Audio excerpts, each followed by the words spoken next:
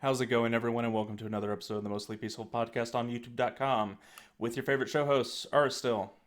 And Vaulisel, and we're here to bring you yet another show, and for yet another week in a row, covering the political situation in the elections for the United States of America. Unfortunately, the news cycle is not permitting us to take a break.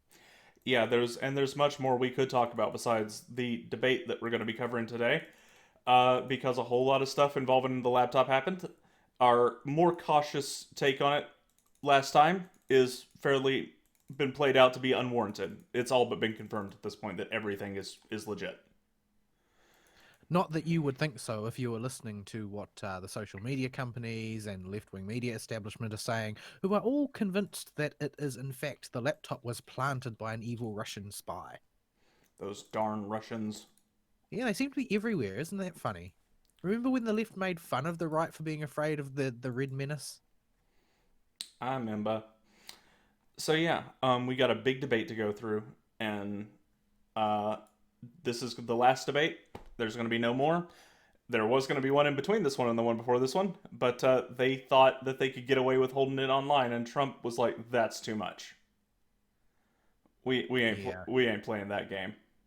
yeah. It's not a rational. It's not a rational thing for Trump to do to give his opponents that much power.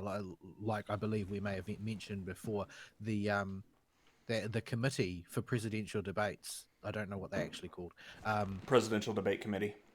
is that what they're actually called? Okay, Mm-hmm. that they are comprised of politicians who are categorically not in favor of Trump. That is just the entire composition of that committee prefer Biden over Trump. So it's simply impossible for them to arrange a fair debate, Yeah, and to give them also absolute power over the means of communication is that's a bridge too far. And Trump sees that, and of course he's not going to cooperate with that. And I can't say I blame him. yeah. But I yeah, so An online debate would have been too much, but they still imposed funny rules in this debate. And as we'll get to, these were not in Trump's favor on the surface of it, but Trump, and it's not hard. I don't think this is something special that Trump did. It's fairly easy to figure out how to turn these against the debate hosts and the moderators. But and he managed to do it successfully, and we'll get to it when they become relevant. But the special well, rules, I feel like generally speaking, in this debate, Trump turned down the Trumpiness from about a 13 to about an 8. So, so the general the general discipline that was sort of forced on him by the format in order to conform to their silly rules, uh, I think ultimately it's something that it didn't harm him as much as people thought it might. yeah, and it only shows the partisan nature of the debate commission. And we'll get to that when we get there. But the special rules were the opposing candidate's microphone will be muted when one candidate is answering a moderator's opening question. That was the first rule. And the second rule was a topic will be chosen, questions will be alternated with a time limit between two candidates, and then open discussion will be held between both of them with both microphones unmuted during this time. So after the opening question, it was more normal debate format, but they did reserve the right to mute either candidate's microphone whenever they wanted. So Trump's. They never muted Biden for this whole debate. Spoiler alert. Yeah, I didn't see them do that. Although, uh, in his defense, most of the time, the both of the candidates were relatively good about keeping to their time limits.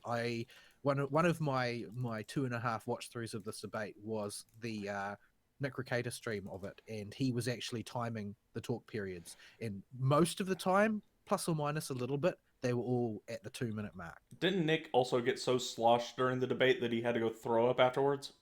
Yeah, basically he had to call in Drex to pinch hit for him because as he got more sozzled, he would keep setting stretch goals for his audience, saying, "When I reach X thousand likes, I will take a shot of Y," and he didn't stop, basically. And Nick, he only drinks the hardest of hard liquor. Yeah, I heard him and Ty talking about it, and he was apologizing on the follow up show, but I didn't watch his debate stream. Not yet, anyway. So I watched Razorfist watch along video, and I watched the main debate at the at my family's house, and or my yeah. So watched that with family, and then watched the Razorfist stream, and then watched the. I'm having trouble processing what I just watched this time because doing it this time hurt. With this heavy analysis, stop, take notes, stop, take notes, stop, take notes, because as we go through this, you're going to hear us talk about how many lies Joe Biden tells during this thing, and when you're going through that, it is actually painful. It would be much quicker to count how many things were just strictly and simply true that he said. Yeah, but we need to bring up what they were specifically. And near the end, you'll notice I just stopped listing stuff as we're going through the notes because it just gets so incoherent and messy, and it was As the drugs wear off. yeah, and it was hurting me too much at that point. So I stopped listing specifics the further down it went and got more and more vague. Because oh my goodness, there was a serious sense of dread at the lack of justice that'll be met out to Joe Biden for the amount of lies he told this debate. And it is not something that I'm used to feeling because normally I try to be optimistic even if I know it's the irrational thing to do. Well, I mean, it may be the case that there's no, we don't see any justice handed Yeah. out for this, but he doesn't have many years left in him, and he'll be going to his eternal reward before too long. So Yeah, I'm just gonna have to let God call him on that one because I don't think he's gonna get called on it on Earth. But man, is it frustrating having to go through and parse it. But hey, I mean, if the rumors that we were talking about immediately before the show are true, he may be paying a higher price than he ever expected for the people he's teamed up with. Yeah. So, we'll probably not report on those because they're just rumors. Because it's unfounded rumor at this point. Yeah, but we'll mention it if it becomes news later, as 2020 is to do. Yeah, 2020 really doesn't pull any punches, and this week was much bigger than just the debate. Although the debate was the single biggest concentration of election relevant stuff, but we're not even going to have time to cover things like doing the Tubin or anything like that. Yeah, we just don't have time for that. We don't have time for the Hunter Biden laptop stuff that's come out, all the whistleblowers that have come out confirming it, and the stuff surrounding it. Like, there's a mess of junk. The 60 Minutes interview happened. I haven't even watched that yet. I've seen a few clips from it, but I haven't watched that. And Trump's released the uncut version. I haven't watched that for much the same reason that you found the latest debate so exhausting, because I know that it's going to be 60 Minutes being brutally dishonest the entire time, brutally partisan, and they, number one, they'll barely be even cognizant that that's what they're doing, and number two, they'll never pay a price for it other than the one they already had, being that nobody watches 60 Minutes anymore. Yeah, and yeah, if it becomes I remember when I was a little kid, like when I was 5, 6, 7 years old, 60 Minutes was like one of the premier documentary programs, documentary programs on the television, and now it's just sort of like a byword for scuzzy yellow journalism. Yep. And Trump apparently dismantled them pretty good with the uncut version of the debate. Not debate, the uncut version of the 60 Minutes interview, but I haven't watched it yet. Because too much stuff is going on this week, and I have a job to do. I have a real job, so I don't have time to... And it's tax season. I do not have time to follow absolutely everything going on, but we're doing the best we can. So, also with this debate, there was another unusual thing about it that I have not seen many people talking about. They released the topics ahead of time to the public. I cannot recall a debate doing that in recent memory. It's actually a reasonably good tactic if what you're planning on doing is disarming in advance any accusations of impropriety. I'm wondering if it was a negotiation on Trump's part for the muted microphone thing. I don't know whether or not it was. I'm inclined to suppose that it might not have been, for the simple reason that I think Trump would have bragged about it if that were the case. But yeah, I guess I really don't know. I don't. Did they release the questions in particular, or just the broader topics? The broader topics. But yeah, you can infer what the questions are very easily from these broader topics. Yeah. Although I still feel like Joe's answers were a bit groomed, Yeah. Um, particularly for the very last question. Like he had a prepared speech ready for the last question. he had a almost scripted answer in in complete politician speak for his opening question for every single topic. Yeah, it was always very very groomed, the sort of thing that a speechwriter would prepare for him. Mm-hmm. So, uh, we'll start. We'll get to the topics and list them as we go. And we're the way we're I've broken it down in the notes is we'll go over whoever got the opening question first and their notes on their response to it, and then the other person, and then the after the opening questions, it was quick fire questions and open discussion. And then we'll go through those until the end of that topic and then move on. And right before we start, the moderator needs to be mentioned. I do not want to see this moderator getting any love from anybody because she threw a few normal pitches at Biden. She still leaned these questions super hard to the left. Yeah, not just leaned to the left, but she spent the entire time running defense for Biden. Like people have been saying otherwise. People have been giving her credit, but I think that that's just due to how Chris much the first Wallace. debate's moderator just Yeah. completely shit the bed. It's not that it's not that this moderator is any good. It's that Chris Wallace was so unspeakably appalling on a level that nobody had ever seen before since that woman debating Mitt Romney. Yeah. What was her name? I don't remember what her name was. But and just basically telling lies. But she wasn't great. She was not terrible on the Chris Wallace level, but she was by no means great. And if I suppose that the nicest thing that you can say about her is she did a much better job of disguising whose side she was on than Chris Wallace did.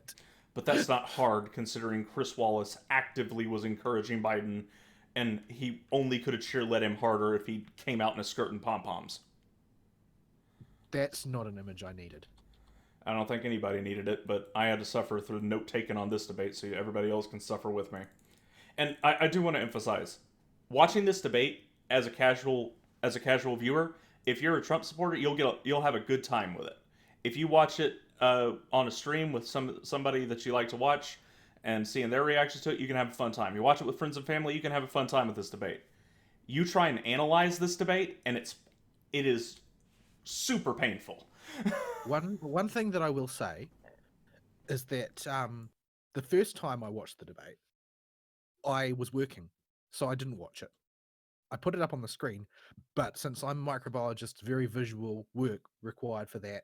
So I was looking at my work and listening on headphones to the debate. I had a very negative impression of how well this debate went for Trump Yeah, after the first watch through, and the complete opposite impression when I actually sat down and watched it carefully the second watch through I did. yeah. This is When you can see the individuals making their arguments, it completely changes the calculus. it does, and you there's a very famous example in history of I think it's Nixon and Kennedy, and on radio Nixon won, hands down, because there was no visual anything there. You put them both on camera though, and Kennedy blew him out of the water because Kennedy just is more photogenic, looks better on camera, and can present himself better visually. And this is a well studied uh, debate dichotomy there. About the only thing the Kennedys have ever had going for them. Yeah. So I think it was those two. Somebody can correct me if I'm wrong.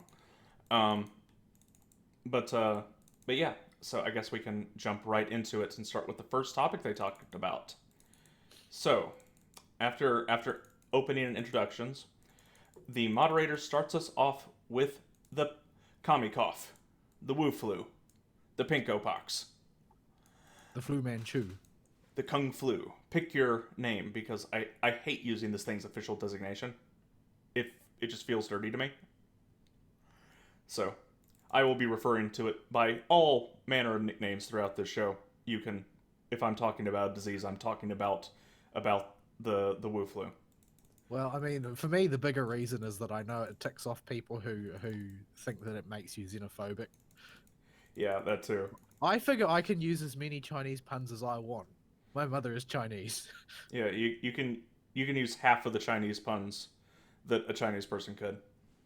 And jokes. So anyway, the first question is, uh, just basically, what are you doing about the Wu flu? Tell us about your response.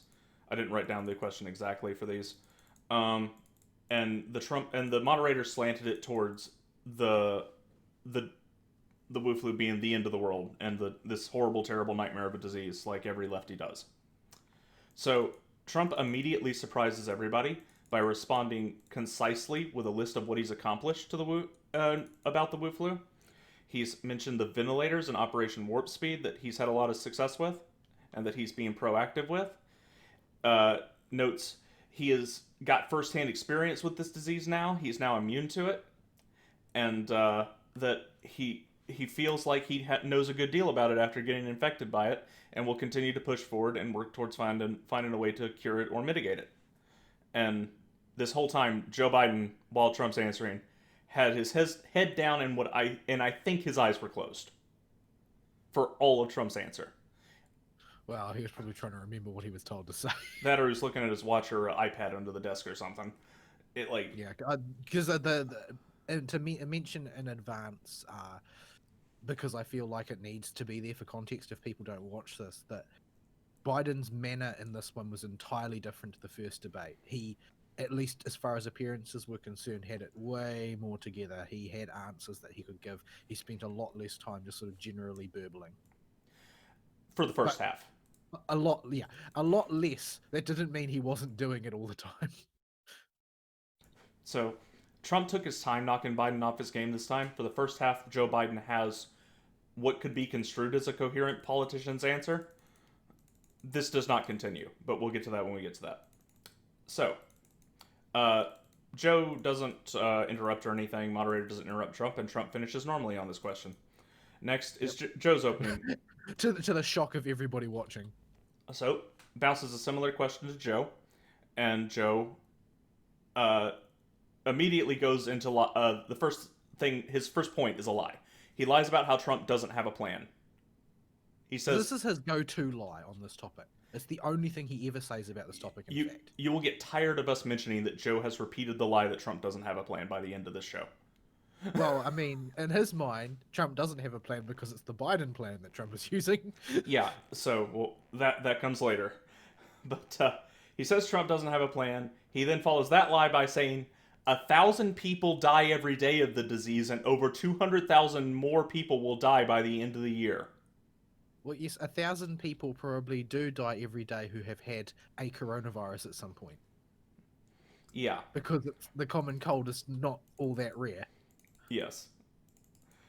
So, it then goes into detail his Wu flu plan, which is just the Trump plan, that he also claims Trump doesn't have. Because this is really all he can do. He's an empty suit. He doesn't really have anything worth talking about as far as policy and ideas go. He would make a miserable leader if only because he's never had an idea before. Yeah, like, I'm not seeing a more useless individual in a leadership position than Joe Biden. He literally doesn't do anything. He's just there to be a yes man for the bureaucracy. But, so, after that, we move into the open discussion part of it. And Trump mentions that because part of Joe's answer was that he has no way to get a vaccine around. How's he going to do that? Trump mentions the military is ready to handle the distribution. So this is about the worst thing that can happen to you in a debate, is that you accuse somebody of not knowing what they're going to do, and that person then responds with the exact plan for what they intend to do. This will be a running theme. This happens many times. So, there'll be a lot of running themes this debate. It followed a formula. Or various different formulas all running side by side. And then Joe, after Trump says this, claims baselessly, by the way, that there is no way that this disease will be gone by the middle of next year. And again says Trump doesn't have a plan, despite literally complaining about Trump's vaccine and distribution plan the jab before. But this is also something that that I think becomes typical of the sorts of responses that Joe Biden likes to give in debates in general, and this debate in particular, is that he is right when he says that by this time next year the coronavirus won't have gone away. He is right when he says that in the strictest sense, because the virus will still exist, it will still be being passed around the population, and will continue to be so probably for decades. But that's not what we're talking about, is it? That's not what people are discussing. People are discussing the crisis. It Yeah, is true that the coronavirus will still be around. Nobody can say he's actually wrong about that. He's not. But the crisis will have passed. Largely, I think the driving force behind the passing of the crisis will be people ceasing to give a toss. yeah. It will have nothing to do with either candidate's plan they push through or any mandates from governments and leadership. It'll just be when people finally take off the masks. So yeah, after that, Trump completely ignores this because it's obvious garbage, and he's already debunked it once by both stating his plan and then rebutting Joe's claim that he doesn't have a method for distribution. So Trump moves on to a direct attack on Joe, calling his it's xenophobic to close the borders comment that he made on Twitter earlier that year out, and also goes a little bit into calling out Joe's lies about him not having a plan, and also the lies and statistics about the coronavirus that I didn't write down that Joe totally made up. Now, the other thing that I think is very important to note about where we're going here with these two debaters is the sheer difference in tone between the two. Because what you have on one hand is Trump basically saying we'll learn to live with this virus, we're going to beat this virus, this is our timescale for beating it, we've got the military ready to distribute the vaccine the second that it's available, so anybody who wants to have a vaccine for it can have the vaccine, and then they can feel confident that they've been vaccinated, etc., etc. And on the other side, you've got Joe Biden, and Joe Biden is saying, oh, everybody's going to die. We're going to have double the number of casualties so far by the end of the year. It's just the most outrageous sort of scaremongering imaginable. In no world is anything that he said productive or helpful to anybody. Yeah, it It's is. just what you say if you want to have a population in fear. Yeah, It it does is. not actually advise them on how to deal with the situation. It just makes them scared. Yep, and Biden tries to defend himself with the xenophobic tweet comment that Trump took at him by saying, "I never said that. I call Trump xenophobic, but not because he cut off travel from China." Now, I have the tweet here, and I'll put it on the screen for you folks. If you can read that, it's a little small. I'll zoom in. Um, there we go. So we have Joe Biden saying, "We are in the midst of a crisis with the coronavirus. We need to lead the way with science, not Donald Trump's record of hysteria, xenophobia, and fear mongering. He is the worst possible person to lead our country through a global health emergency." Now, I think there was another tweet that has xenophobia in it too, but this is the one I think most people are referring to. Um, and you're right. He does not say per se that it is Donald Trump being xenophobic because he's closing the country, but this was sent the day after Trump closed the country in response to Trump closing the country. And, yeah. So this is another one of those situations that I was just talking about, where what Biden says is strictly not falsifiable. You could say that it is true. You could say that in the strictest sense, he's not telling a lie. But the problem is that everybody knows what he means. They know what he's implying. They know what the innuendo he's trying to put across is. There's no question about that. Yeah, and it is very sick, dirty games that you play with that can. I don't think they play well with a base, but I don't know how a Democrat thinks. So Well, maybe. ultimately, this is just another one of those things that Trump will later go on to deride as typical politicking, typical politician bullcrap. Yeah. So after that, we have our first "come on" of the night from Biden, and if you were I really pity anybody who used "come on" for their drinking game. 4chan had the most popular drinking game I saw go up before the debate, posted around on the forums and the image boards everywhere on 4chan, and I feel bad for anybody that played that game because they're all dead. Like you guys have got liver poisoning, and Come on, man. so there'll be many more. I don't list them all, but there are like 7 or 8 of them. So yeah, after that, Trump has a fun zinger in at Joe where he goes, "We can't lock ourselves in the basement like Joe does." In his response to Joe, and this starts another disturbing trend with Joe, where he gives a dismissive chuckle to whatever Trump says. I don't think that that actually plays well. People seem to think that it is going to have the effect of, oh, make the opponent look ridiculous. Look how risible their point is that I'm just going to laugh at it instead of arguing with it. I don't think it actually plays that well in practice. I think that the impression that it leaves is that you laughed because you didn't know how else to respond.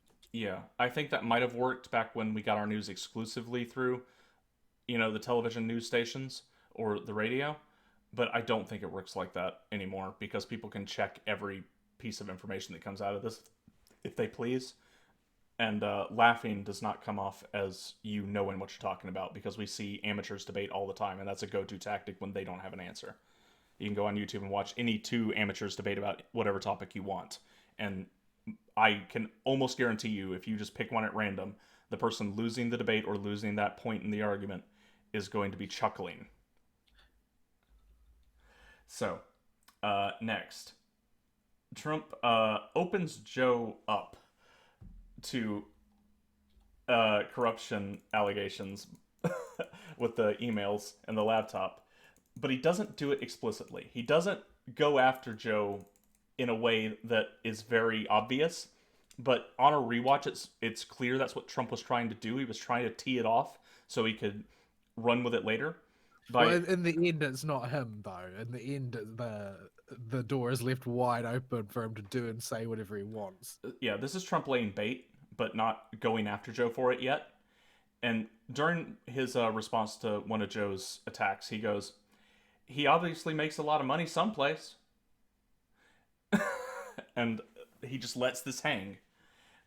Uh, and then just continues on with his response about how the lack of youth mortality is important, which the moderator fact checks immediately mid response and goes, "Of course, the CDC says young people can get sick and can pass it along."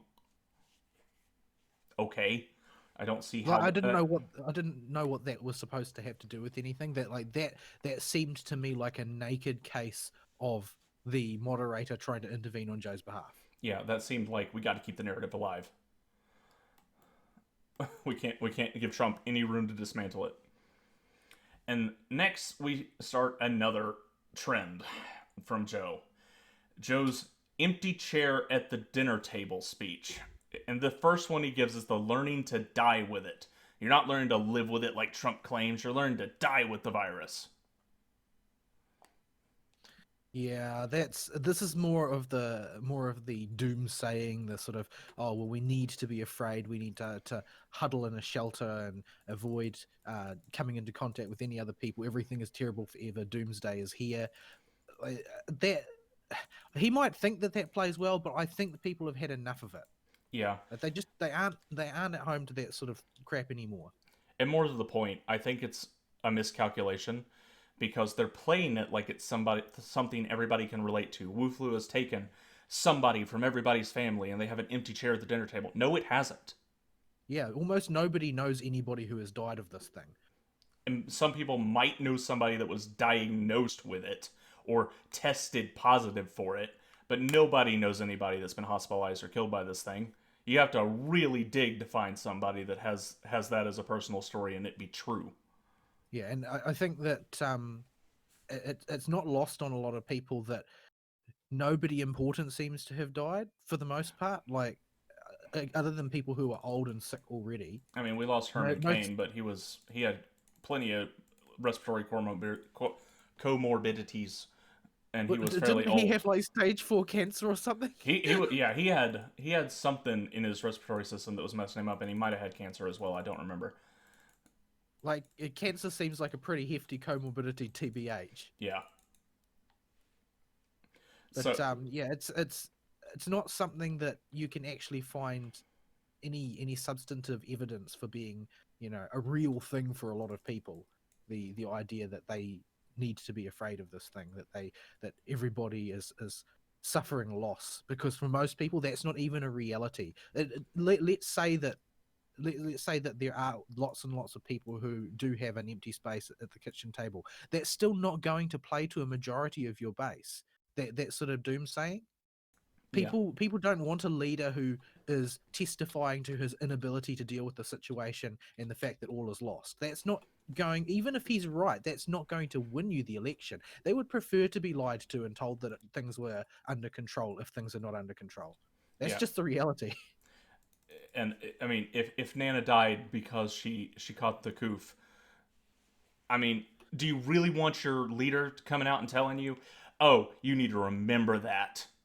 That's going to be something you need to keep in the forefront of your brain all the time, and you need to be afraid of this thing, or you're going to end up like your Nana." And that's But that's the objective here, though. The core goal that he's got in mind is to make every death Trump's fault, and I think that most people realize that that's fundamentally absurd. and I think Trump did a good job dismantling that before this narrative even started, which lends more towards this part was probably one of the rehearsed ones because Well, anytime he starts to do the kitchen table thing, I think that this is a line that has been written in advance for him to use. yeah, any response that has a pre-canned start like that will inevitably have been rehearsed, I think, because they're just too politic talk and too scripted. They sound scripted, and these are things you can tell when you hear the answers in full.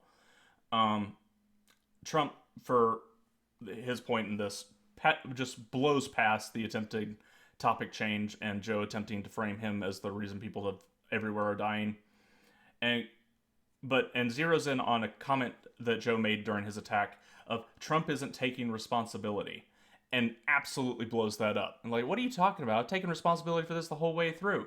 I've done everything I can for the states and made sure each one was equipped to handle stuff with whatever they needed, and immediately mobilized the federal government and as much of the private sector as I could. But whenever anybody asked Joe, and Joe did not have a response to this other than 200,000 people or more people are going to die by the end of the year. Yeah, this is his fallback, is always to just go back to the stock political line and just say it over and over again. Just tell lies, fill the atmosphere with so many lies that people are persuaded simply by their density. That's his core approach. It's been his core approach his entire career. It's not going to change now. It's not going to change if he becomes the president. He will just lie to you, saying whatever is convenient at the time. Yeah. So at this point, Trump decides he's done letting Joe get his free early hits in, and points out how it goes on the offense by telling the people that Nancy's the one that told people to go to Chinatown, and again calls out the xenophobia comments that that Joe and others made. And Joe lies again by saying he never said that. He never called Trump a xenophobe for closing the country. So, Oh, really? Oh, really? Yeah, really. So, then the moderator actually, this is one of the few times I wasn't actually raised an eyebrow in surprise with this moderator. I didn't expect her to ask some of the questions she did, but I think she felt forced to, because she would try to push Joe in a direction to answer it so that it didn't hurt him. It just didn't ever work, because these are all questions that are elephants in the room the media just never asks. Like, and this one was, what about the damage the lockdowns do in terms of mental health, substance abuse, and other things of that nature? And Joe's response is, he doesn't have one, so he says he's going to shut us down again. At this point, I can't remember if at this point he'd attempted to lambast Trump for shutting down, but he seems to shuttle back and forth with great regularity between the 2 points of view. Yeah, that was this answer. And the one where shutdowns are evil, but shutdowns are also the solution. So in this same answer, he lambasts Trump's, quote, ineptitude for the reason we had to shut down the country. and that he would listen to the scientists, despite the lockdowns being the recommendations of the CDC, the World Health Organization, and the appointed bureaucrats in Trump's administration that said we should probably shut it down. Remember 15 days to slow the spread, guys? I remember. Yeah, that was a thing. That was a thing, and everybody was convinced that oh well, it's the experts, so Trump won't do it, and then Trump did it. So yeah, it should be transparent to most people if they were willing to look that the opposition to Trump on COVID has never been anything about what Trump has done or has not done, because there is nothing that has been recommended to him to do that he has not done, other than outrageous constitution breaching things like mandating mask wearing for all people at all times and that type of thing. Yep. Things that even Joe Biden was unwilling to commit to on stage. Mm-hmm. Those are the things that they're asking Trump to do. Things that even his opponent would never dare do. Yeah. And Joe Biden did eventually, during a town hall, I think, or some interview, say he would do a mask mandate at one point, but I'm sure that's been memory hold. But that is something that's in my memory. You say memory hold, but it probably just isn't in his memory at all. Yeah. So, next they pull up COVID relief packages very briefly. And they get off of this and save it for later when Trump starts to go off on Nancy's ridiculous communist wish list. Yeah, this seems to be one of those things that Democrats just outright are willing to deny to your face that they do, put together omnibus bills, when everybody knows that they do it. Yeah. The line item veto needs to become a part of the Constitution. Like, oh my goodness, this is just ridiculous. So, yeah, Nancy has a bill out right now that's, she says she will sign. She won't sign any Republican bill, no matter how reasonable it is or how generous it is. If it doesn't have full voter reform to completely rejig the electoral process in this country and bail out all the failing Democrat states from the riots. Yeah, no. No. Like, there's this... the fact that she's willing to get up on her high horse over things like this never ceases to astonish me. It's almost like she actually does think that she's the good guy doing this. There are few people that I can clearly define in the Democrat Party as stupid or evil, and usually think they're one or the other. Nancy is very clearly evil and possibly also stupid. Yeah, her behavior does not speak to anything other than basically a sort of megalomaniac hysteria. Yeah, she's so desperate to be viewed as righteous that she's willing to do all kinds of ridiculous things, thinking that will play well for her. Because I think Trump is right when he says in the debate, she thinks it's going to play well for her, but I think it's going to hurt her politically, not help her. Because everybody can see that all she's doing is holding up the relief bill because she has political priorities that she feels are more important than the relief bill. Because that's the only conclusion you can draw, no matter what side of the aisle you're on. If there is a relief bill in the offing and the political powers that be refuse to approve it, well, it's because they think that the other things that they want are more important. What other conclusion can you possibly draw? Yeah, and Trump and the Republicans have offered just COVID relief and nothing else. So it's a blatant lie. And her party, as far as I can tell, seems to be full of people who are perfectly fine with that. But they have to vote in lockstep with Nancy, otherwise they get primaried. Yep, because that's just what discipline is like in the Democrat Party. It's efficient, but it's also tyrannical. I don't want to be a member of the Borg. So, next. There's a point here that emphasizes a change in tone compared to the first debate the best, where Trump asks the moderator if he can respond to Joe's questioning about Nancy's ridiculous communist wish list. And he does it very respectfully. He goes, can I respond to her? Can I respond to him? And he asks, you really have to hear the Trump tone and tenor to compare it to how Trump normally talks to get an idea for it. But for Trump, it is incredibly respectful. It's very, very restrained, very dignified, not the sort of pugnacious fisticuffs in the street Trump that everybody is used to. And this, I think, plays very well for him because there are a number of people who can't abide his optics, can't abide the idea of a president who's just pugnacious all the time and doesn't have the statesman in him. Yeah. But compared with the increasingly unhinged Biden over the course of this debate, he ended up looking very statesmanlike by comparison. He was very calm, very composed. I don't believe he interrupted Joe Biden even once during the debate. He interrupted the moderator tons of times, and I can't say I blame him, considering how quickly she would try and move the topic along anytime Biden talked himself into a corner. But He wouldn't so he much didn't. interrupt the moderator as just keep bulldozing his point through. Yeah, because the objective is always for this moderator. Her objective is always to prevent Trump offering a rebuttal to something that Biden has said. Because so much of what Biden said were just bald-faced lies that it was necessary for Trump to get his say in order for him not to just simply take those punches for no reason. And because it was a very bulldozy way he went over the moderator, it leans more evidence, I think, to my theory that he went to Pence and was like, okay, so I need to appeal to the people you appealed to in your debate for my second one. I got my base and my diehards rallied. Now I need to do it your way. How help me practice bulldozing through a debate moderator like you did, because he did it the exact same way Pence did. Yeah, it was very, very, very Pencean, I suppose. He's definitely taken a leaf out of Electric Mike's book, and was able to bring to the table that Trump that all of the conservative ink Trump supporters or reluctant Trump supporters have always been begging for. Yeah, so I he think he probably got a lot of those reluctants like Ben Shapiro on board with this. yeah, they seem flabbergasted. It's like Trump channeling the spirit of the silver fox did not. It was hard for them to parse that. I watched a little bit of the before and after on backstage when they did it, and they just looked flabbergasted after it was over.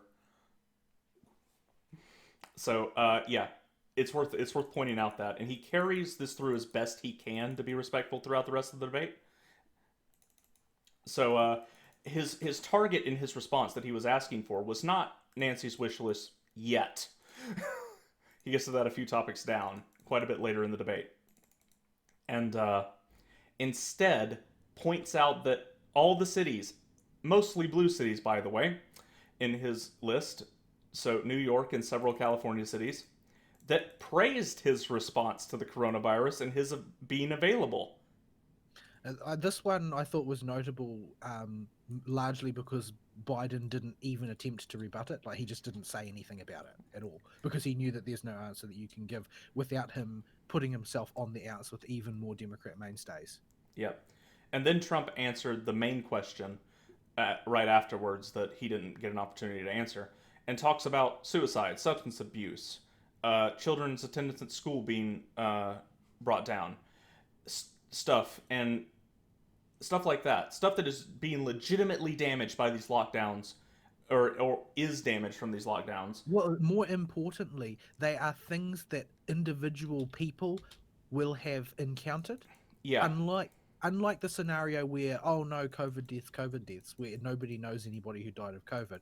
Everybody knows somebody who's in a bad relationship and could be being put at risk by being in closed quarters with those people and 24/7 and with the stress mounting. Everybody knows that who's got kids knows that oh well, it's a real struggle because all of a sudden I've got to be a homeschooler as well as working to support the family. Like those are things that everybody is familiar with. Those are the threats to people's way of life they they happen everywhere. On every street corner you can see them, not like deaths from COVID, which very few people have any personal knowledge of. yeah, So while the impact might superficially on a local level appear lower, the familiarity is much higher. yes. And I think these numbers are significantly higher than we consciously observe them to be, because Oh they're yeah, because they're gonna suffer from the opposite problem to COVID deaths, right? yeah, Where in the case of COVID deaths, it's always oh well, there's everybody who passes away who happens to have COVID in their system is a COVID death. yeah. Haven't you Whereas in the noticed that case the of Okay. In the case of like drug abuse or spousal abuse or whatever, those are just things that happen.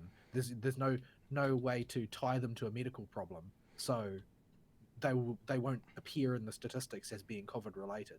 And we have the suicides as well. That by all accounts, in every city that's been willing to mention anything about them for their annual suicides, they're off the charts.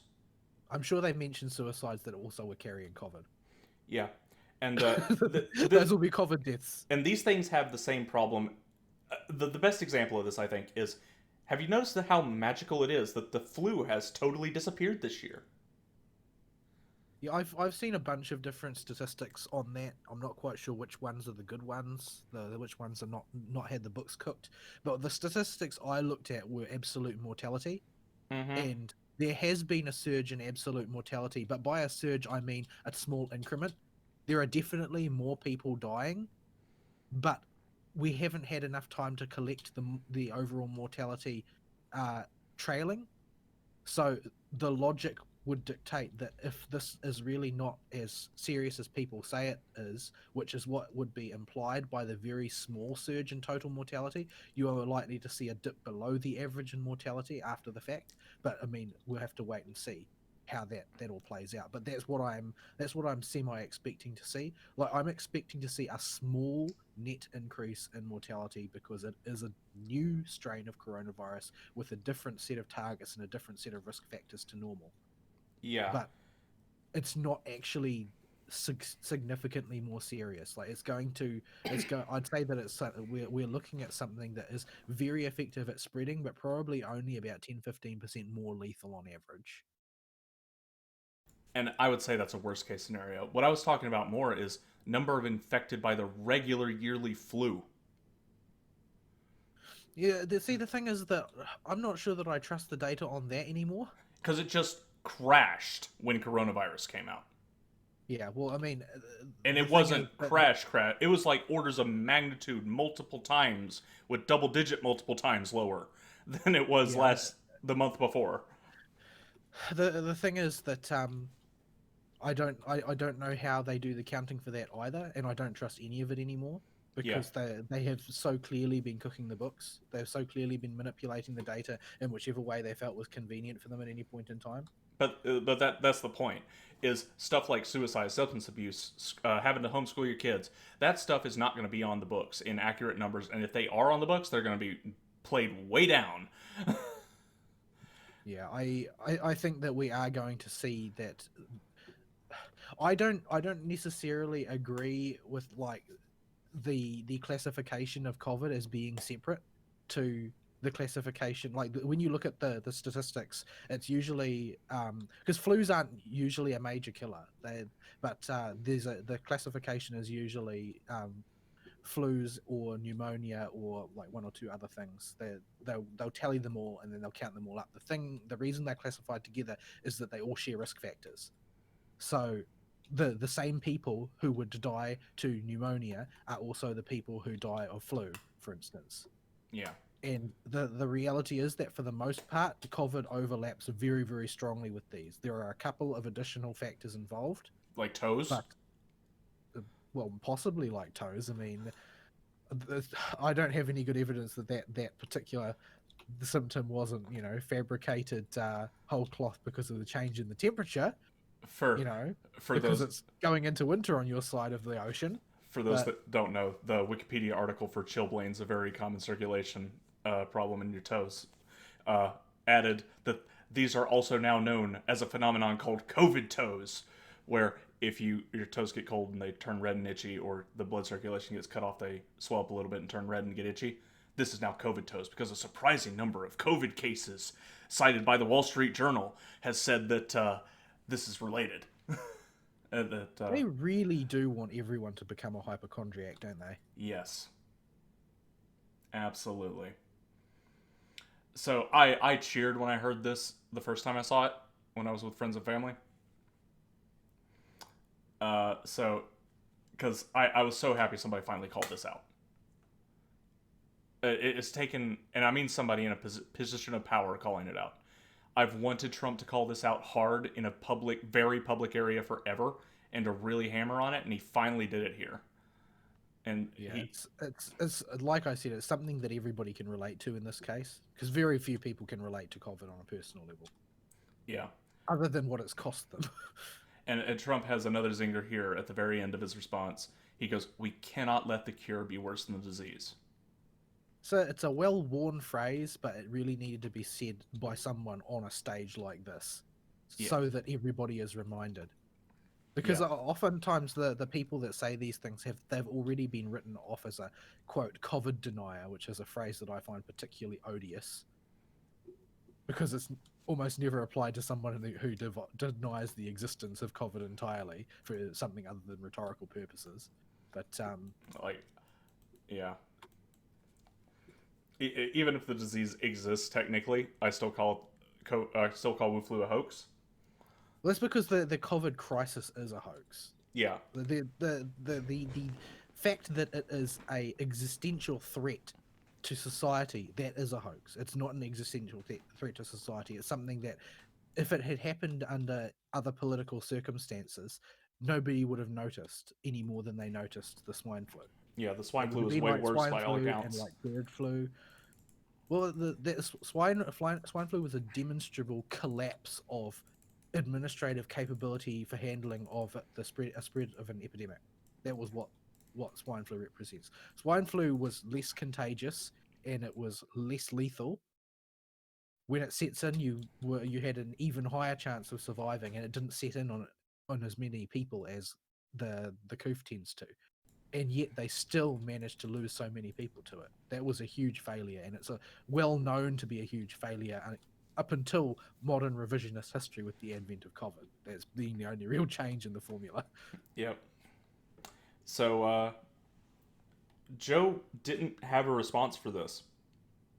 He just I didn't even write down the specifics. He just barbled a whole bunch of meaningless buzzword filled politician speak. Ugh, Well, this wordful. ultimately because there's really there's no particular um, scheme for handling an epidemic. There's no particular approach which is better or worse than any other approach. People still don't know a huge amount about what would have been the best way to handle this situation. I mean, how could you? How could you know that? There's so many factors at play because epidemiology, as I said before, is crystal ball gazing, and part of the reason for that is that epidemiology is not a branch of microbiology and it's not a branch of pathology. It's a branch of sociology because the most important thing about the spread of a pandemic is how people move around. It's not about the disease. The disease doesn't really affect how it moves around beyond a few broad classifications and a rough propensity for how much you're going to pick up. It's the people factor is much more important, and because people are broadly kind of unpredictable, generally speaking, you can't say, oh well, if you had done this, then I know that this is what the result would have been. There isn't anybody who has the power to say that, and Biden doesn't have something that he can come out and offer and say, oh well, if Trump had done X instead of Y, then the result would have been Z, Oh, he's gonna because there's try it in his nobody. next attack, though.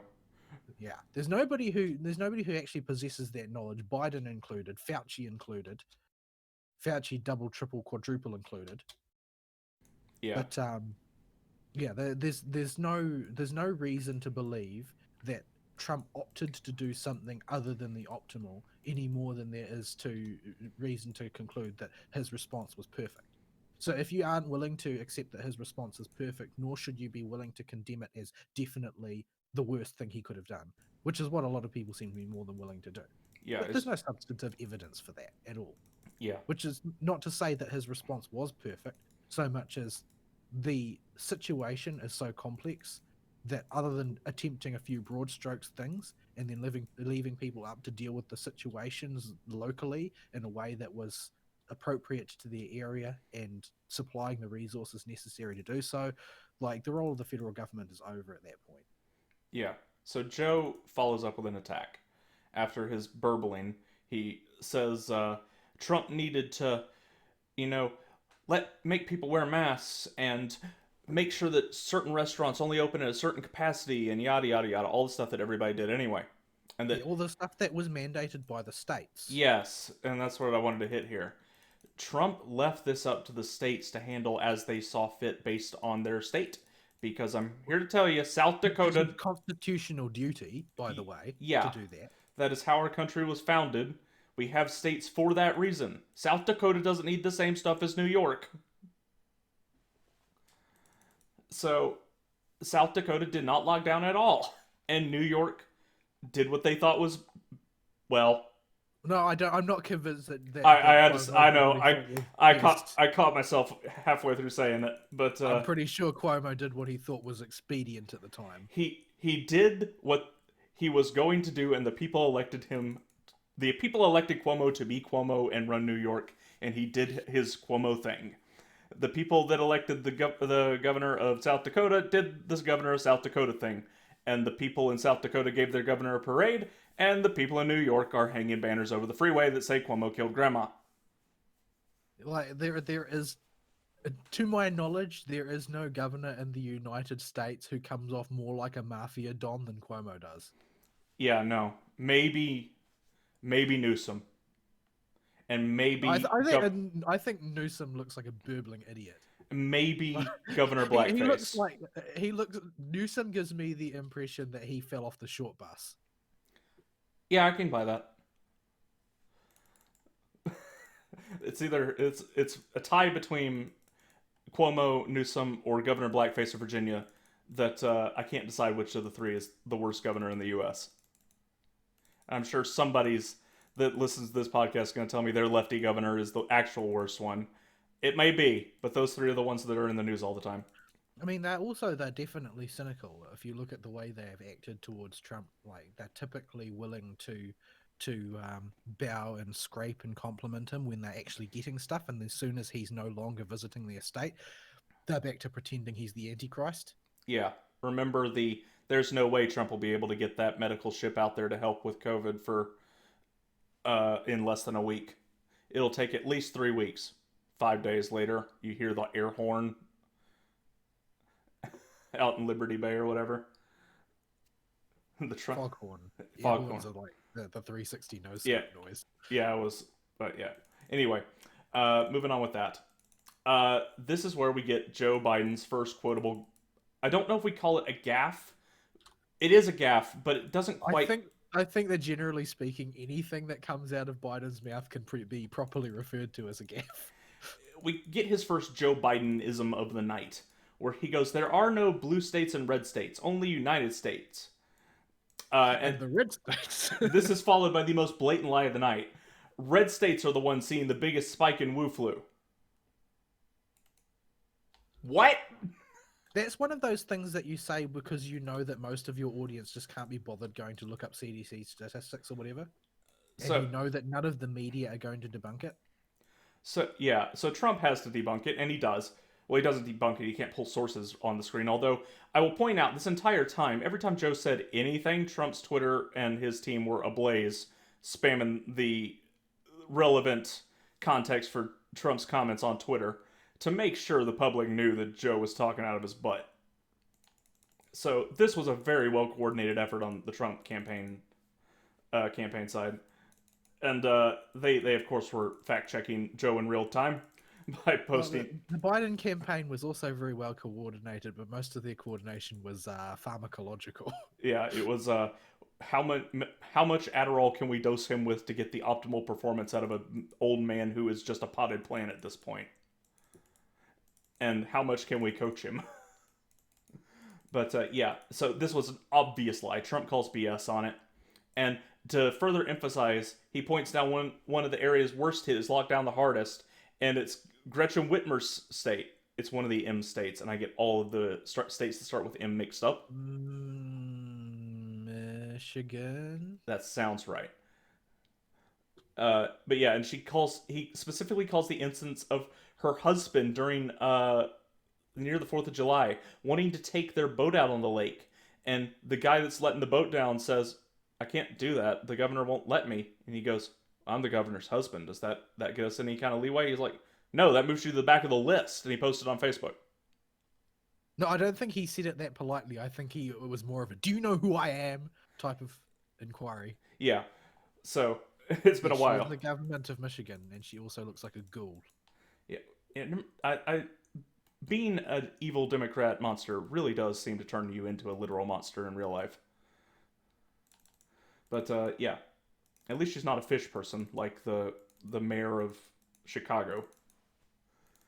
That girl's gonna need to go live in the water pretty soon.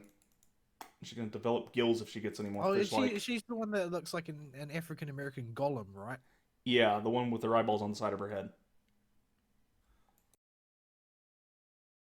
So yeah, after that, uh, Joe is quite BTFO'd, and the moderator intervenes and tries to back Trump into a corner with the by mentioning the leaked campaign audio, which is not mentioned that it's leaked, but that she just says he called Fauci an idiot.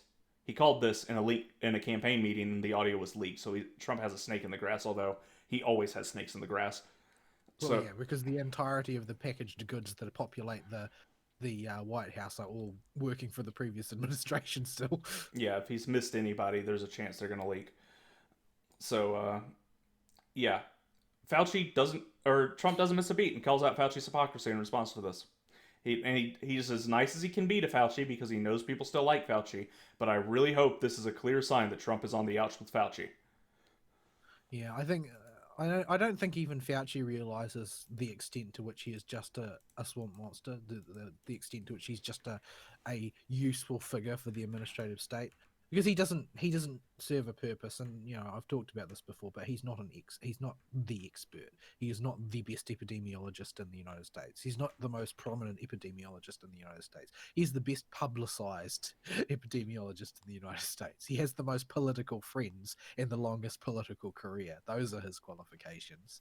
And there's no special reason why Trump should listen to him over any of the other experts. So there seems to be this bizarre notion that Trump has exactly two people in his COVID response team, two experts, and they get to call the shots on everything, with Fauci having the deciding vote on everything. Like, why would you think that to be the case? America is one of the most technologically advanced nations on the face of the planet, with more scientific experts per capita than most places, apart from maybe Israel. Like, why would you think that Trump only had access to one political animal and one doctor who nobody's heard of? Like, why do you think that that's the limits of the resources he has at his command? Yeah, There's no reason why you should expect, oh, he has to do what Fauci in particular says and not what any of the other advisors say. That's just absolute silliness. yep, I 100% agree. And Joe gets to close this topic after Trump calls Fauci out, and he's mad that Trump didn't try to cause a mass panic because Trump knew about this thing early and he didn't tell the public how bad it was going to be. And Trump immediately rebuts him by calling him out for being funded by Wall Street. It was a bit of an awkward timing to do this, but he got the jab in, and it seems to have Well, stuck. the reason he did it is that Joe Biden's tack was to say that, oh well, Trump was working with Wall Street speculators to turn this to financial advantage for his Was that what friends it? by Oh, yeah right, right, right, right, right, right. That was here.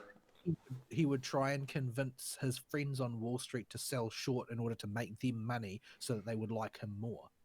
Yeah, The idea being that he was going to turn this into financing for his campaign. and Trump didn't bother hitting on the obvious point here of a leader needs to present himself as being strong, and you can't hide in your basement all the time because he already did that earlier, and it would just be a repeat. So uh, I think that the people aren't going to forget that Biden literally hid in his basement for most of the campaign period and refused to come out oh, because most did. it's the best evidence that they're going to cheat. What candidate would hide in their basement? Like, there's got to be some sense of urgency, even if you are scared of the coof. But nope, Well, I not think that I not for think that the Joe. really did expect people to be more scared of the coof than they actually were, Yeah, because I don't think that Americans are that scared of the coof. I think there's only a handful of extremely liberal types who watch too much CNN who are that scared of the coof, and most of them just want to get on with their business and get people to stay out of their way while doing so. yeah, That I think that's the prevailing feeling, and having a leader who does nothing but sit in their basement talking about how dire the situation is, that doesn't inspire anybody. yeah. It's really bad, guys. Like you, I'm huddled up downstairs in my basement, hiding from the scary virus monster. that's going to get us if we walk outside or breathe the air. That Remember when Fredo Cuomo tried to make a big deal out of his supposed positive, and he uh, basically tried to portray himself as Jesus resurrecting from the dead? he walked out of his basement after, and then the next day or some crazy short amount of time, a video comes out of him fighting with somebody in public while he was supposed to be in his basement. What a rube.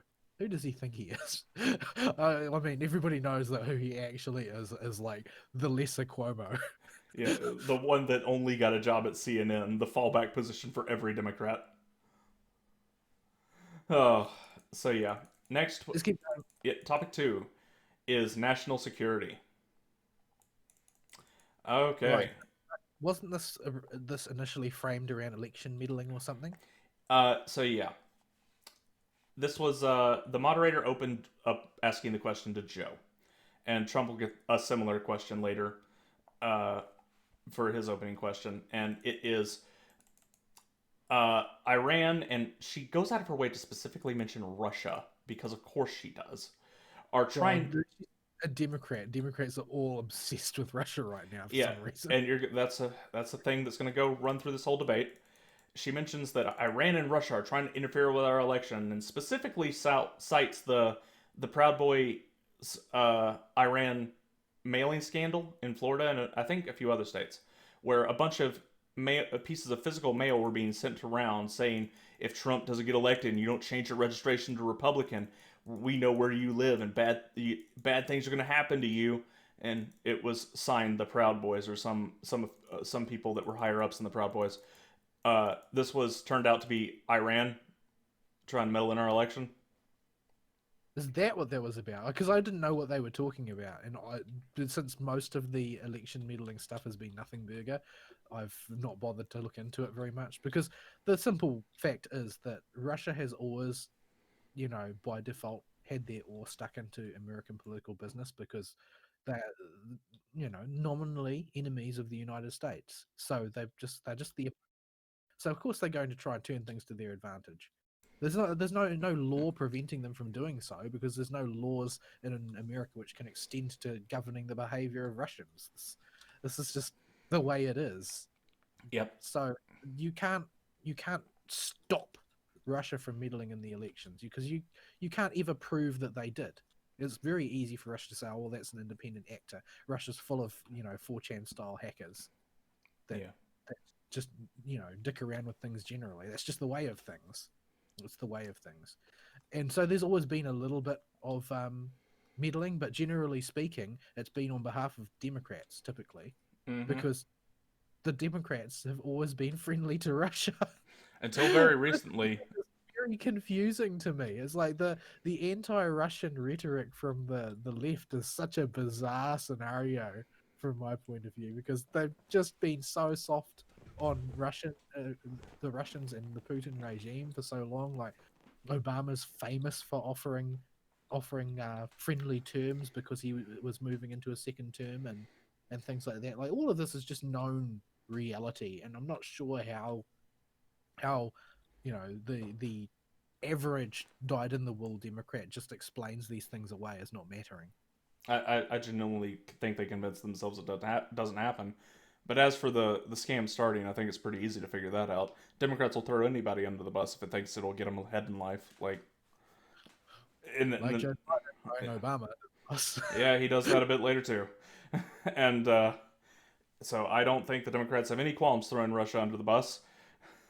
Well, it's not like I think that they are friends necessarily. It's that they generally they don't they don't see America as being better than Russia in Yeah, along any axis, whether it's economics, whether it's morality, whether it's the way that they behave towards their neighbors and their rivals. They just don't see America as being in the better position because they don't like their country. So yeah, yeah, it was always very strange, and the scenario that we live in presently, where Russia is some sort of supernatural boogeyman that's always just around the corner meddling in things, is that's just paranoia, basically. Well, it's paranoia to think that that is in any way different to normal, because In truth, that is the normal. That is what actually goes on a daily basis. Is that you've got intelligence communities clashing with each other 24/7. That's the real world. That's how it is. Yeah, and but I think they legitimately thought they found something on Trump with Russia until it turned out to all be a scam, and then it's most of them were caught off guard by it, but they still had to run with it. So of But they were course, the ones that fabricated that information to begin with. yeah, but I get the feeling there was some miscommunication there because when it turned out to be such a nothing burger, they all seemed shocked. Yeah, I suppose that, after a while they just started to believe their own hype. Yeah. So I had to the extrapolating on why she mentions Iran is all me. This was not in the debate at all. No mention of the Proud Goy scam being from Iran was mentioned. Period. You just have to kind of know that that members of the intelligence community have confirmed it. Well, that's just innuendo, basically. Yeah. The So the idea the idea is that, oh well, there's some sort of nefarious scheme that Iran is spearheading. Something Iran deal would have prevented this. yeah. So obviously Iran is the one we have actual evidence of, but the question is Joe Biden. So Joe doesn't give a crap that Iran's mission doesn't even note Iran with little more than a passing mention in Well, his response. because he doesn't know what she's talking about either, because the Iran thing is such a minor issue that he probably wasn't briefed on it. Yeah, and he focuses on Russia because of course he does. He cites no specific examples, but is mad Trump isn't calling Putin out on the election interference from Russia. And this next part's important because this is where Joe Biden really screws up, and it causes him to fall down for the whole debate by opening him up to being knocked down and knocked out of whack and off script by Trump, where he brings up himself that Giuliani is a Russian pawn and says that the intelligence community has confirmed that, and then he continues to burble about Marussia. Yeah. Now this seems like a really strange gambit, and if I had to guess, he was going off script because of his personal insecurity about the situation. I think it was I that, think that operatives tend to be more careful than that. yeah, and I think Joe going off script was him thinking he had the ability in that particular moment to maybe head this thing off and try and cut it down before Trump can run with it. Which by itself, that shows incredibly poor judgment, if you ask me. Like that. It's the only line of rational thought I can think that would make him do this. Yeah, I really think that that's a exceptionally risky, exceptionally poor judgment way of approaching the situation. He should have just, you know, if he had any kind of sanity or morals whatsoever, he would just bow out as the candidate over the exposure of his corruption. But I mean, things being what they are, he was more or less limited to just crossing his fingers and hoping that it didn't settle in too much, or that he could just sort of bluff his way through it, rather than bringing it up himself and trying to defuse it ahead of time without any means to do so. Yeah, well, that's the point of the October surprise is to bring stuff like this up during October when it's too late to run away and bow out and have somebody else take your place. Now, in conjunction with this, I don't have it to hand, but I seem to recall seeing online this week an interview with one of the most highly placed members of the intelligence community in the federal government, saying that what Biden said was strictly not true. It has not been confirmed that Giuliani is a Russian is being influenced by Russian disinformation, and in fact, it is not even considered to be a reasonable possibility. Yeah, I recall something of this nature, but I don't know if it was a member of the intelligence community. So, That was a story I remember just but yeah. reading as I was flicking through the news. And unfortunately, I was not able to locate it again because I don't remember exactly where I saw it. But yeah, I had heard that what he had said about, X number of members of the intelligence community have confirmed unambiguously that Giuliani is under the influence of the Russians. Like the even if that was strictly true, let's assume that it is. Let's assume that Joe Biden is simply recounting something that he has been told as fact, and that his campaign staff have managed to source that material. There's no reason to believe that those people are not partisans. Mm-hmm. Democrats hate Giuliani because he proved that you could clean up New York. And he's And Trump's lawyer. Yeah. Like he's an indictment of everything that they hate. And so, and another story that we don't have time to cover this week, this particular line of reasoning is what has spawned the recent Borat scandal coming out again. The quick and dirty of that is, I can do it in less than 20 seconds.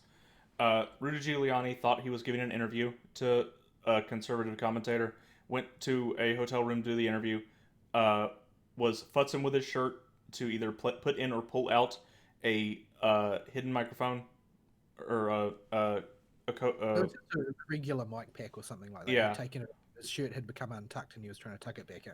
And Borat jumps out and says, "You're trying to get in bed with my daughter," and claims that his 20-something-year-old girl in the room is 14 or 15 or something. It is purely a partisan political attack. It was a fabricated scenario for the purposes of the film, and was also, it was designed to be a political attack because, Sacha Baron Cohen is a political actor that he always has been. He earns his ability to get away with the most grotesque kinds of racism by being a political actor. Yeah. Like nobody would be able to get away with just arbitrarily smearing a country the way he routinely does in his movies, unless they had the backing of the left. You simply couldn't do it. Mm-hmm. Do you know how much he is hated in the country of Kazakhstan as an individual? Like if he ever actually went there, he would probably be murdered before too long. Mm-hmm. I could buy because the country's reputation was annihilated overseas for the entertainment of the population, largely of America, by this man. Yeah, I believe it. But yeah, I don't want to spend too much on the Giuliani story because it's the nothing burger and it's just deflect away from It really this. doesn't deserve to have much time spent on it because the reality is Giuliani was merely one of the people who received the Hunter Biden hard drive contents, among others, and they sought to attack him, but thinking that it would have any effect on the content if they did, which is poor judgment on the part again. But it just came off as a petty attack to try and throw some dirt to discredit it, and hoping it would stick and run, but it didn't. So next, we have after Joe has opened himself up with this, the moderator throws it to Trump because we're still in opening questions. The mics are still muted between each other. She asked the same thing about foreign interference with Trump, and Trump immediately says that Joe got millions from Russia and calls out his other sketchy foreign business practices in Ukraine and other places. Yeah, well, in China. This is what happens when you tee up your opponent for an alpha strike. Like this is not. It's not a very good strategy, to be quite blunt. Yep, and he points out that Joe has taken a soft hand with Russia up until the Trump presidency, while especially during the period where he got his son, he said during the time the Biden family got a huge amount of money from a Russian oligarch, and he brings up the emails that prove it. And I think it's at this point, before we get too far, because this is, I think, part of Biden's initial answer, was that Biden kept saying over and over again that people who interfere, nations who interfere with America will pay a price. They'll pay a price. They'll definitely pay a price. The entire time I was thinking, you won't say what that price is, so the only conclusion that I can draw is you mean a price to your bank account. Yeah, that's what I thought too. I'm like, yeah, they'll pay a price, all right. They'll pay your son a price, who will give you half of it. Because that's all that he's worth, right? And Trump will home in on this and begin to hammer on it later in the debate, that he's always talking about, I'll make them pay the price. I'll make them pay the price. He does this with China. He does this with everybody, constantly saying, oh, they'll pay a price. But he never is willing to clarify what his actual policy will be, just that they'll pay the price that he determines to be appropriate, whatever that might be. And, as far as we can tell, that seems to be monetary. Yeah.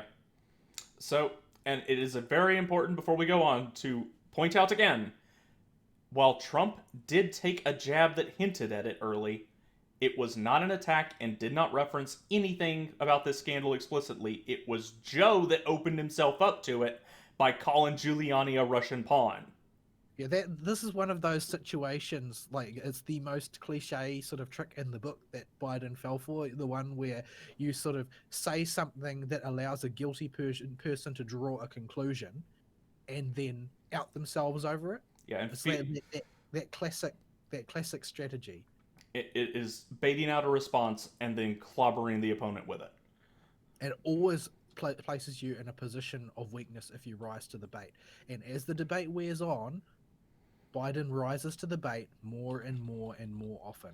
Yeah, this is the point where Joe has been knocked off script, and it's all downhill from here for Joe. Yeah, he's very, very clean and groomed on all of the things which are, going according to plan. But the moment that he has to improvise a response, he starts to fall apart. And when he starts to fall apart, Joe Biden gets angry. And when Joe Biden gets angry, it's hilarious. So, Yes, yes. so next we have the open discussion portion of this question. Continuing on the corruption bit, Joe responds to Trump by saying, "I have not taken and this is a full quote, I have not taken a penny from any foreign source ever in my life," and goes after Trump, and then afterwards goes after Trump for his quote unquote secret China bank account. Joe then That just looking at that sentence in particular, that's an extraordinarily categorical response. Extraordinarily categorical. And while you could probably find a way to refute that, it's probably not important that you do, because the characteristic of a categorical response like that is that when you give such an unambiguous statement, it makes people think that that seems a little bit too confident, that seems a little bit too secure, given the amount of noise circulating over impropriety. If you're willing to give a categorical statement in that context, to me, it might just be my impression, but to me it sounds suspicious it, that it you're willing to say that so surely that everything is untrue, despite the fact that there's so many forces rallied against you to say that no, this impropriety was taking place, and yet you're willing to confidently out there make a recklessly categorical statement. and it rings of a certain comment that Bill Clinton made. A guy cut the two clips to be played simultaneously next to each other, and it's almost beat for beat on cadence with "I did not have sexual relations with that woman." Because that's what it is, really, right? It's just a defensive instinct. It's an instinctual response to defend yourself by denying. Yeah, it's Now, I've done that type of thing and told a lie by mistake because I reacted without thinking and just made a categorical statement that was wrong. yeah. I've done And it. then I think, why did I say that? That's not true, and it's transparently not true. So why did I say it? It's because I was reacting. I was Yeah, reacting instead of thinking, and just trying to defend myself, and didn't think about what I actually said. I have done it in the past and will still do it occasionally. Nowadays, I'm much better at catching myself immediately after and going, "Well, that's not true." Now that I think about it, or hang on, wait a minute, I got to think about that one, and just correcting myself in real time if I catch myself making a reaction like that. I do the same thing. I do the same thing. So it's something that comes with practice and actually going to church instead of being in such grave state of moral sin you can't attend your church, But like Joe. in the in the case of Joe, he just lies so naturally that he doesn't actually think about that type of thing. Yep, it Because he's is. been doing it his whole career. He's built his career on it. So yeah, His tongue is made of swamp lies. yeah. It's I mean that in order to persist in the establishment for as long as he has, it's pretty much just a necessary skill. Yeah. So the other thing is he brings up the secret Chinese bank account. We'll get to the justifications for why this is done when Trump responds. And Joe also complains about Trump's tax returns, despite it being the New York Times that leaked them, and they have in fact been leaked by the New York Times, and they were a nothing burger. So, but he still says Trump won't release his tax returns, and what's he got to hide? Yeah, I've never really understood this whole tax returns thing. Like, you can't have it both ways. You can either choose to sick the IRS on someone and put them under long-term audit, or you can just let them release their tax returns. You can't do both. And And so I pity Trump having to defend himself against this all the time, because what can he do? The IRS decides when the audit is done, and the IRS are part of the establishment. They're not on his side. And They know they're in their interests to ensure that Trump can't actually call the audit done and then release the documentation that they want. So they can just keep him. This organ of the administrative state can just keep him in this posture indefinitely, and there's nothing he can do to say otherwise. And they are clearly doing that this time, and Trump gives this as an answer a bit further down. But the first thing he needs to address is the secret Chinese bank account, and and part of Joe's attack is also calling Trump out for the amount he paid on taxes. Let me talk to y'all about taxes. Which you've done little else other than think about taxes this week. If you are a masochist, and I do mean a masochist, you can prepay all the taxes for your business as your money comes in and as the money goes out for paychecks at that time. And you will not owe very much other than the few token amounts you missed and whatever you owe from itemization at the end of the annual year. Trump does this. He probably hires somebody to do it because, oh my goodness. Yeah. He's Donald Trump. He probably has a small army of accountants that just manage this for him. Yeah. So this is obviously what he does.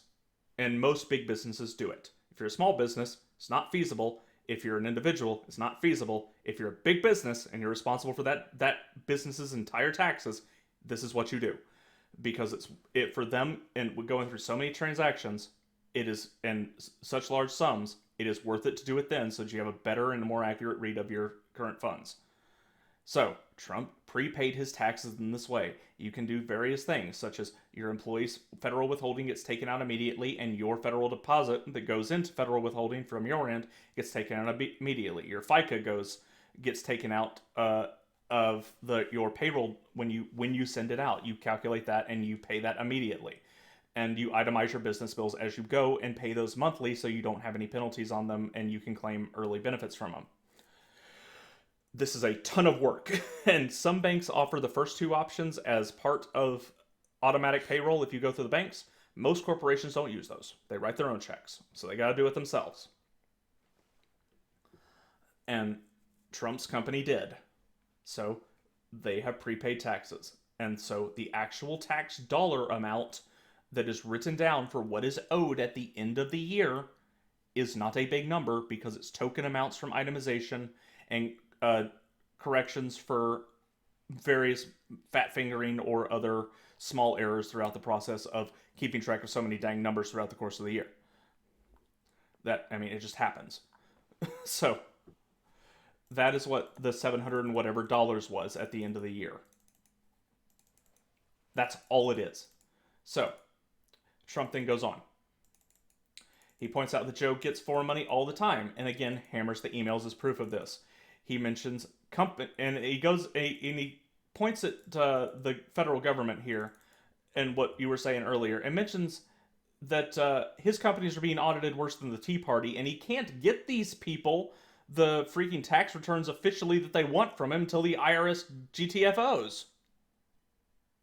Yep, everything gets suspended like that while you're under audit. There's nothing that he can do. If the IRS are auditing him, he cannot reveal his taxes because it's all in progress. It's all being manipulated at present by the IRS, being combed through, being reorganized. There's nothing to give them. There's nothing to give people. There's nothing to show off. And this is the IRS being weaponized as a arm of the Democrat Party in much the same way they were weaponized by Obama to attack the Tea Party.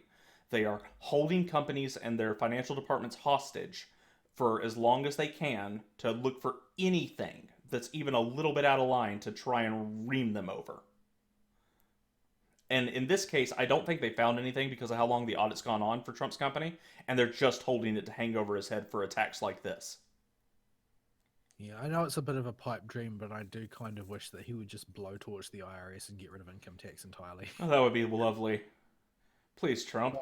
It doesn't really seem like under the way the United States is structured, income tax doesn't actually, to my reading, doesn't seem very legitimate. It doesn't make sense if you do it with sales tax now. Like, it seems more like, oh, well, you should handle handle taxation on a state level, and then the states pay tax to the federation in order to keep the federation running. That seems more logical to me. I don't Yeah. know, maybe I'm wrong. I understand how taxes work in the US.